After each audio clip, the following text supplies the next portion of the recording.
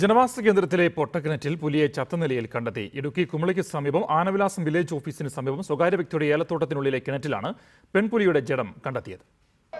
ശനിയാഴ്ച വൈകുന്നേരം 4 മണിയോടെ ഏലത്തോട്ടത്തിൽ പണിക്കെത്തിയ തൊഴിലാളികളാണ് പുലിയെ ചത്ത നിലയിൽ കണ്ടെത്തിയത്.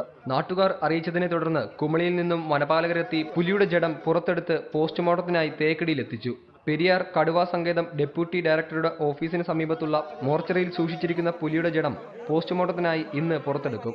ദേശീയ കടുവാ സംരക്ഷണ അതോറിറ്റി അധികൃതരുടെ സാന്നിധ്യത്തിലായിരിക്കും പോസ്റ്റ്മോർട്ടം നടത്തുക.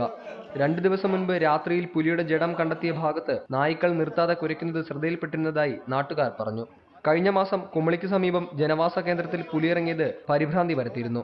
കഴിഞ്ഞ ദിവസം കുളത്തിലെ മോട്ടറിന്റെ വയറും പ്ലാസ്റ്റിക് കയറും അറുത്ത നിലയിൽ കണ്ടിരുന്നു.